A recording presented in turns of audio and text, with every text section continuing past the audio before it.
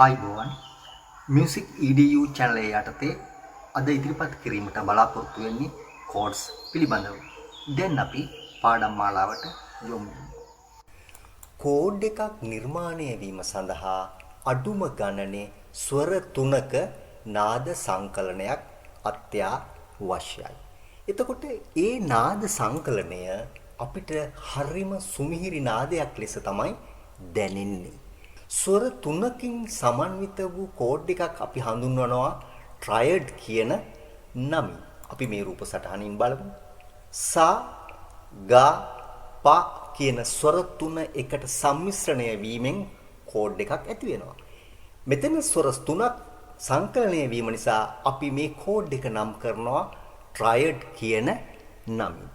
මේ දැක්වෙන කීබෝඩ් එක ඇසුරෙන් අපි මේජර් කෝඩ් එකක් නිර්මාණය වන ආකාරය පිළිබඳ දැනුවත් වෙමු.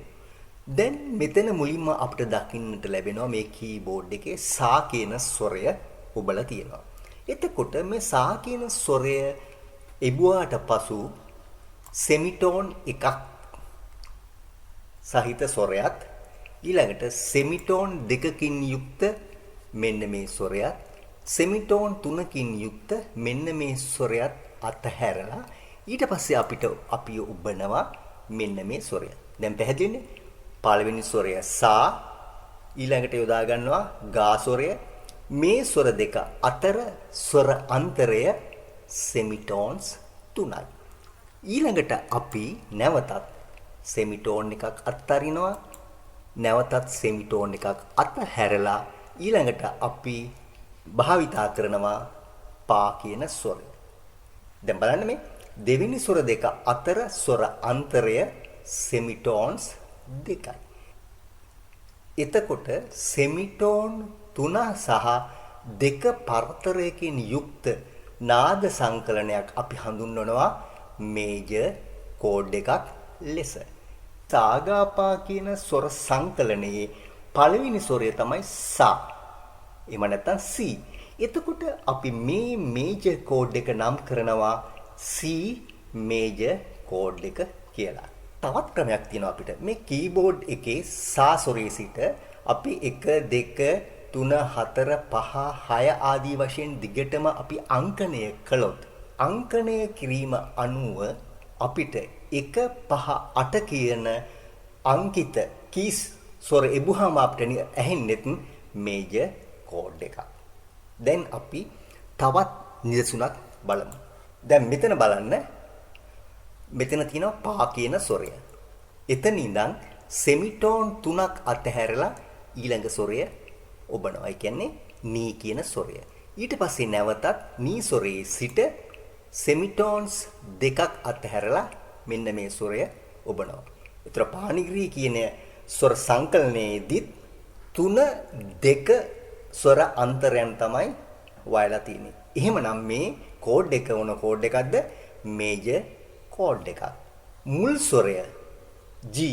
එහෙම නැත්නම් පා කියන ස්වරය නිසා අපි මෙයා නම් කරනවා G මේජර් කෝඩ් එකක් කියලා. මෙතන තියෙනවා රී තීව්‍රමා ධා. ඒ කියන්නේ රී සහ තීව්‍රමා අතර ස්වර අන්තරය සෙමිටෝන්ස් 3යි. තීව්‍රමා සහ ධා අතර ස්වර අන්තරය සෙමිටෝන්ස් 2යි. එහෙමනම් දැන් මෙතනත් නිර්මාණය වෙලා තියෙන්නේ මේජර් කෝඩ් එකක්. මේක අපි නම් කරනවා මෙන්න මේ ස්වරයේ නමින්. එතකොට මේ කෝඩ් එක තමයි D මේජර්.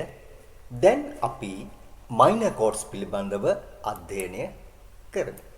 සා ස්වරයේ සිට සෙමිටෝන්ස් දෙකක් අතහැරලා ඊළඟ කී එක අපි ඔබනවා. මෙන්න කොමල ගා.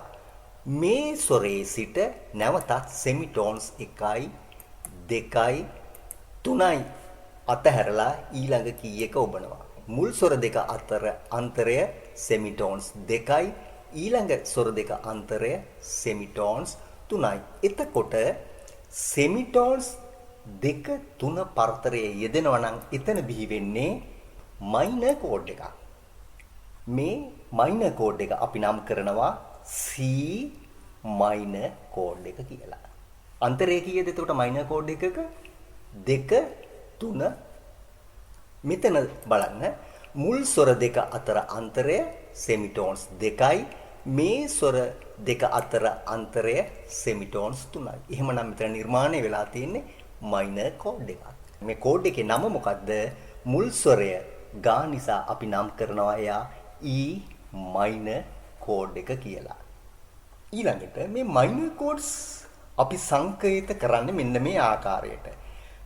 කැපිටල් E කියන ස්වරය ලියලා මයිනර් බව පෙන්වන්න දකුණු පැත්තේ උඩ කෙළවරේ මෙන්න මේ ආකාරයට පොඩියට සිම්පල් M අකුරක් යදනවා. ඊළඟට තව උදාහරණයක් බලමු.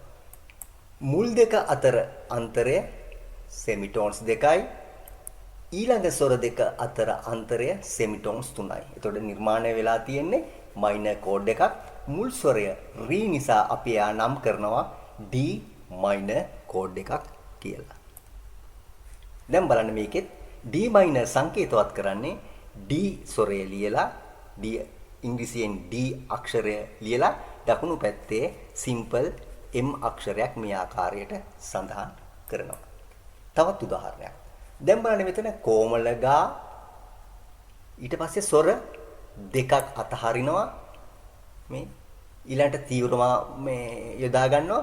නැවතත් මේ ස්වරයේ ඉඳන් දෙවෙනි ස්වරයේ සිට සෙමිටෝන්ස් 3ක් අත්හැරලා ඊළඟ ස්වරය අපි සංකලනය කරනවා. දැන් මෙතනත් නිර්මාණය වෙලා තියෙන්නේ මයිනර් කෝඩ් එකක්.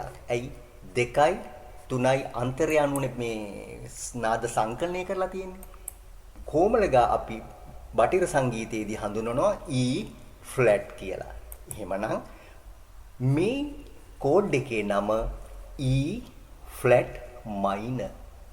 දැන් ඒක සංකේතවත් කරන්නේ කොහොමද කියලා බලමු. මෙන්න මේ ආකාරයට. කැපිටල් E ඊට පස්සේ E ෆ්ලැට් බව පෙන්වන සිම්පල් B එකක් යදනවා. ඊළඟට මයිනර් කෝඩ් එක බව පෙන්වන්න මෙතන නැවතත් සිම්පල් M එකක් යදනවා. ඊළඟට අපි බලමු ඩිමිනිෂ් කෝඩ් එකක් නිර්මාණය වෙන හැටි. සෙමිටෝන්ස් 2යි අන්තරයේදී බිහි වෙන්නේ ඩිමිනිෂ් කියන කෝඩ් එක. දැන් අපි බලමු ඩිමිනිෂ් කෝඩ් එකක සංකේත ඇසුරෙන් කොහොමද ලියන්නේ කියලා. C අකුර මුලින්ම ලිව්වා. එතකොට C බව දන්නවා. ඊට පස්සේ උඩින් සිම්පල් අක්ෂර වලින් ඩිම් කියලා ලිව්වා. එතකොට C ඩිම් කියලා කියන්නේ C ඩිමිනිෂ් කියන එක. එතනදිත් බලන්න මේ 1 4 7 කියන ස්වර තමයි ඩිමිනිෂ් කෝඩ් එකකදී භාවිතා කරන්නේ. දැන් අපි බලමු ඔග්මන්ටඩ් කෝඩ් එකක් බිහි වෙන හැටි. එතනදී මුල් ස්වර දෙක අතර අන්තරය සෙමිටෝන්ස් 3යි. ඊළඟ ස්වර දෙක අතර අන්තරය සෙමිටෝන්ස් 3යි. එහෙමනම් සෙමිටෝන්ස් 3යි 3 අන්තරයට පිහිටන්නේ ඔග්මන්ටඩ් කෝඩ් එකක්. දැන් මෙතන දක්වලා තියෙන්නේ C ඔග්මන්ටඩ් කෝඩ් එක. අපි මේක සංකේතවත් කරන්නේ මෙන්න මේ ආකාරයට. C අකුර ලිව්වා.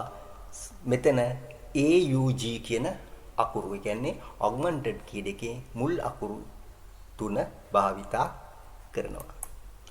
මේ රූප සටහනෙන් අපි මේ නාද සංකලනය සිදුවෙන ආකාරවල් දක්වනවා.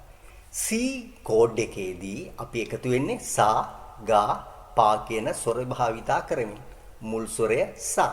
එතකොට කෝඩ් එකේ නමින් ආමන්ත්‍රණය කරනකොට C කියලා ආමන්ත්‍රණය කරනකොට පළවෙනි ස්වරය වෙන්නේ සා. සා ගා පා කියන මූලික ස්වර සංකලනය 3 2 ස්වර අන්තරය අපි හඳුන්වනවා root position කියලා. ඊළඟට බලන්න මෙතනදී අපි C කෝඩ් එකම තමයි. හැබැයි අපි මුලින් භාවිතා කරලා තියෙන්නේ ගා කියන ස්වරය. හැබැයි නාද සංකලනය මේ සා ගා පා කියන ස්වර තුනමයි. හැබැයි මෙතනදී ෆස්ට් ඉන්වර්ෂන් එකේදී මේ නාද සංකලනය පොඩ්ඩක් වෙනස් කරලා භාවිතා කරලා තියෙනවා. ඊළඟට බලන්න දැන් මෙතනදී වෙලා තියෙන්නේ සා ගා පාම තමයි.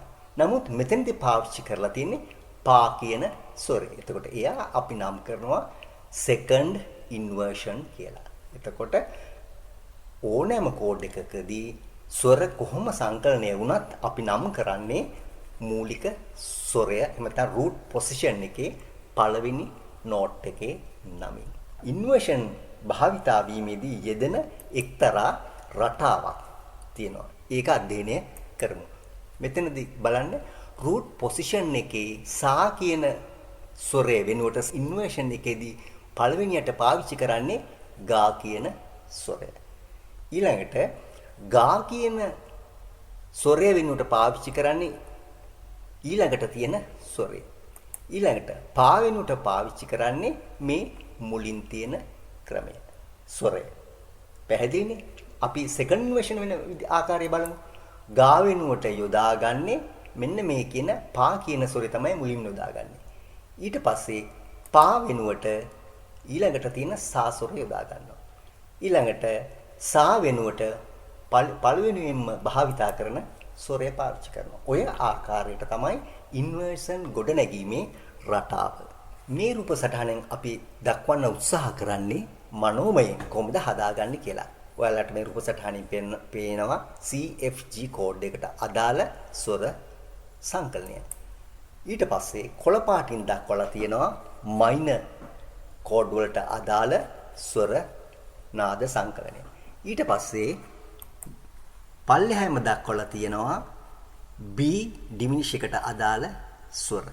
දැන් මෙතනදී මේ මතක තියාගන්න ඕන අපි කීබෝඩ් එකක සුදු පාටින් යුක්ත ස්වර පමණක් භාවිතා කරමින් කෝඩ්ස් වාදනය කළොත් C F G තමයි මේජර් කෝඩ්ස් වෙන්නේ. ඊළඟට D minor, E minor, A minor තමයි සුදු ස්වර භාවිතා වීමෙන් නිර්මාණය වෙන්නේ. ඊට පස්සේ අපි නීරීමා කියන ස්වර තුන වාදනය කරනකොට ඩිමිනිෂ් එකක් එන්නේ.